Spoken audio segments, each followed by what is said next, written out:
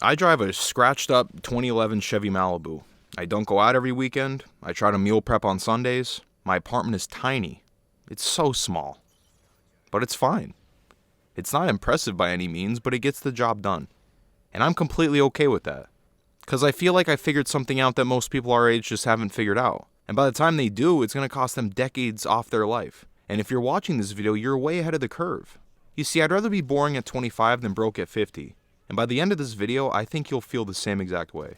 But before we get into it, drop a comment right now and let me know where you're at in life. Did you just graduate? Are you a few years into your big boy job? Or are you already trying to figure out how to get out of that big boy job? I want to know where you're at. I want to know who's watching. But let's get into it. So before we talk about the boring side of this equation, let's get really specific about what we're trying to actually avoid. Because I think being broke at 50 doesn't really resonate much to a 20-year-old since they have so much time left in their lives until they get to that point. It doesn't make sense, it doesn't resonate until you put a face to it. The thing is, being broke at 50 doesn't mean you're homeless. It means that you're 50 years old, you're exhausted, and you have no option to fall back on. It means you hate your job. Maybe you've hated it for years, but you just can't leave it because you need that health insurance.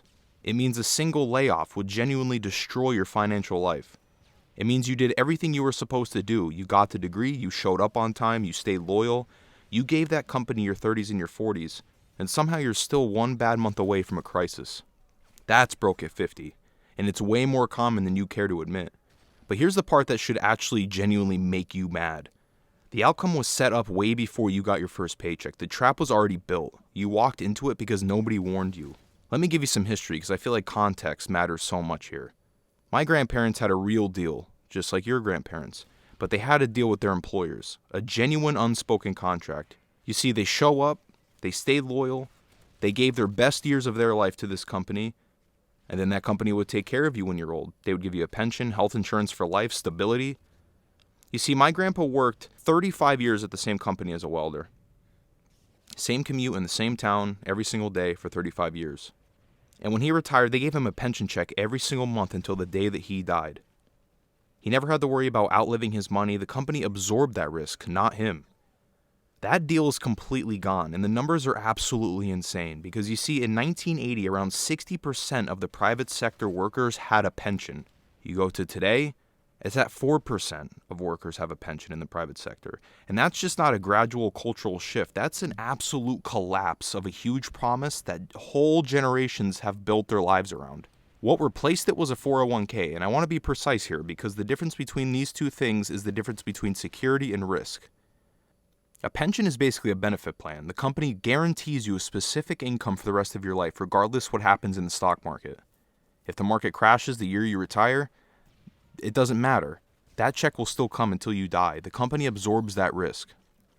A 401k is more of a defined contribution plan. You put your money in. Sometimes your employer will match it, 4 to 6% usually, which you should definitely take advantage of.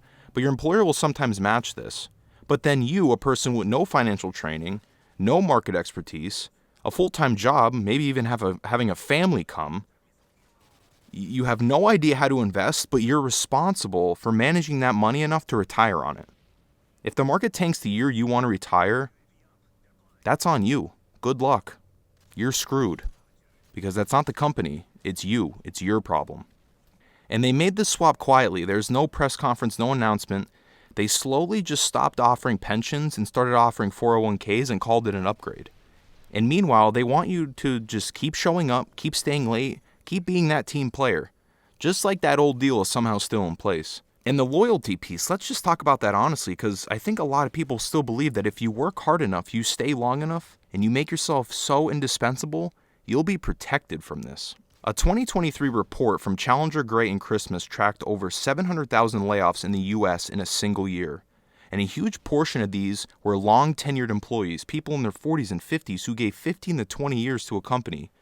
Gone in a 30-second Zoom call. Camera on, camera off, meeting ended. You're gone. Good luck.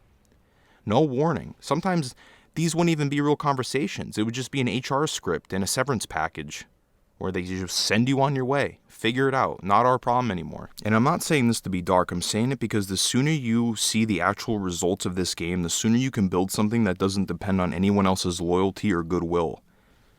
Being broke at 50 is the default path if you don't deliberately choose something different. That's what this entire video is about. But I want to go ahead and take a second before we actually get into the boring lifestyle stuff, because there's a concept that you need to internalize. You need to understand it. You need to feel it. If you're in your 20s right now, you are inside the most powerful financial window of your entire life, and it's quietly closing every single day.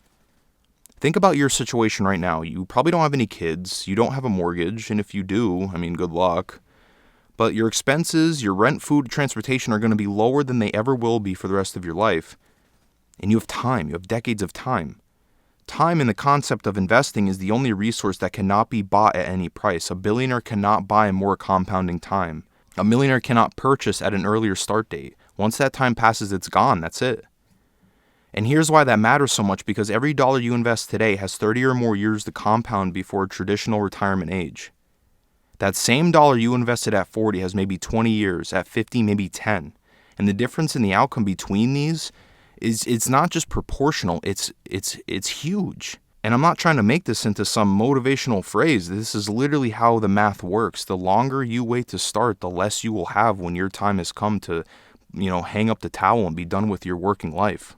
But most people waste this window, not because they're stupid, but nobody's standing there pointing it out while they're in it. People tend to live in the past where nostalgia is holding them back, and many people live in the future where the present isn't even being thought about. You graduate, you get your first paycheck, and the natural instinct is to start finally living this life that you've been delaying for 4 years. Every raise becomes a lifestyle upgrade, every bonus is a weekend, and by the time compound interest becomes real and personal to you, 5 or 10 years have already went by. You're in the window right now, this is the whole point. So what does being boring at 25 actually look like in practice? Because I want to make this concrete. It means driving a car that's paid off, or something at least close to being paid off. It's not a huge monthly payment that is on a depreciating asset that it brings you no value other than turning heads of people that you don't know. The average new car payment in America right now is over $700 a month. That's $8,400 a year going to a depreciating asset instead of growing one from the ground up. It could also mean that your apartment is modest even after your first raise, maybe even after your second. It's not because you can't afford better, but because you understand that lifestyle inflation is so dangerous, and it puts all its forces against you and what you want to be. Every time your income goes up and your expenses go up to match it, you've made zero progress. It could also mean cooking most of your meals instead of eating out constantly. And from the outside, this looks like you're behind. Your friends have nicer apartments, newer cars, better clothes. And there's real social pressure attached to that. Especially right after graduation, everyone's trying to figure out their life, so they're buying all these things. They're finally starting your life. You got to be the boring one. You got to be the one that has nothing to show for it, but deep down, the things that people can't see are growing exponentially. And here's what's actually going on beneath the surface. I found a 2023 Lending Club survey found that 61% of Americans were living paycheck to paycheck, even people over $100,000 a year. 6 figures paycheck to paycheck. You dream of 6 figures. Because this lifestyle looks great from the outside, but the financial reality is one unexpected expense away from a crisis. Being boring at 25 is a deliberate choice, and it has a very specific real payoff that doesn't show up on social media but shows up years down the line. But I want to go ahead and jump into the actual numbers, because this is where the boring stops being a sacrifice and starts being just correct. There's a concept called the 4% rule, and it comes from something called the Trinity Study, which was a peer-reviewed academic paper published in 1998. And in this paper, they analyzed historic market data going back decades. They ran simulations across different retirement timelines and portfolio compositions. Their findings show if you withdraw 4% of your investment portfolio per year in retirement, your money has historically survived a 30-year retirement in the vast majority of scenarios. It's not a guarantee, and the markets are not predictable, but is the most historically grounded retirement guideline that we actually have. So if you wanted to use this practically, there's a simple formula. You would take your expected annual expenses in retirement and multiply that by 25. That is your target number, and that is the amount that you need to be invested in, theoretically, to never have to work again. So if you can live off $40,000 a year, let's say, your number is going to be $1 million by retirement. If you need $50,000, it's $1.25 million. If you can genuinely live on $35,000 a year, your number would be $875,000. The lower your expenses, the more boring your lifestyle is, and the smaller your target number is, the faster you hit it. That boring lifestyle isn't just saving you money today, it's shrinking the finish line for you. Now let's talk about actually getting there. Let's say you're 22 years old, you keep your expenses pretty low, you're living that boring lifestyle, and you put $600 a month into a broad index fund. These aren't individual stocks or crypto. It's just a simple, low-fee index fund that tracks the total U.S. market or the S&P 500. Something like VOO would work perfectly fine. But I would also try to keep your expense ratio under 0.1% if possible. Lower the better. If that fund averages 8% annually, and to be clear, the historical average is around, I think, 10.7%, so 8% is going to be on the more conservative side, but I feel like it's better to be conservative rather than to overshoot and not make what you actually think you're going to make. But by the time you're 50, you're looking at over $1 million. And you can do this yourself. I use investor.gov. It's basically just a compound interest calculator, but I'll put that down in the description for you guys if you guys wanted to play around with it. But that's 28 years of boring choices paying off in an option that most people never get. At 50, you can walk in your boss's office, set your keys on the desk, and walk out. It's not because you're lazy or you hate working, but because you have that option to do it. That's the whole game. You need to be able to have the option to walk away if you need to. And like I said in my Roth IRA video, I use $600. It doesn't have to be $600. Start with $100. Because if you're at $2,200 a month, you're at $175,000. Now that's not retirement money, but it's something. And over the years, you can continue to add to that chunk. You can continue to add more and more once you make more and more. Just keep with it, and be disciplined. So all in all, I'd rather be more boring at 25 than being broke at 50.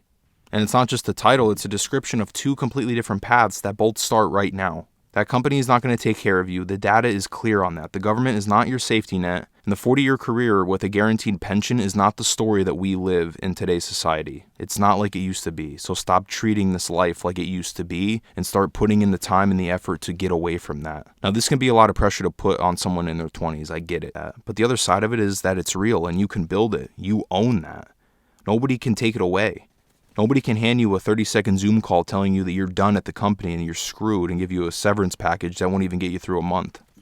You're young, your expenses are lower than they ever will be again. You have 30 plus years of compounding ahead of you, and you now understand the actual rules of the game. Start boring, even if it's $100 a month. Open a Roth IRA. I have a video on that. Look at it, watch it, get familiar with the Roth IRA. Put it in a broad index fund and automate it. Don't touch it. It's the whole strategy, and it doesn't need to be complicated to work. It just needs to start. Do something. Links are in the description. I'll put the Trinity Study I used. I'll also put the investor.gov, the interest calculator. I'll put that down there for you guys. But if you're ever so inclined, drop a comment down below like I stated in the intro. Let me know where you guys are at in your life. Did you just graduate, a few years in, trying to get it all figured out? I want to know, and I want to get conversations going. I want to see, if there's anything I can help you guys with. Is there any topics that I didn't mention in this video that we can go over down there? And I really hope that you guys enjoyed the video today. Subscribe if you're new, like it if you enjoyed it, and I'll see you on the next one.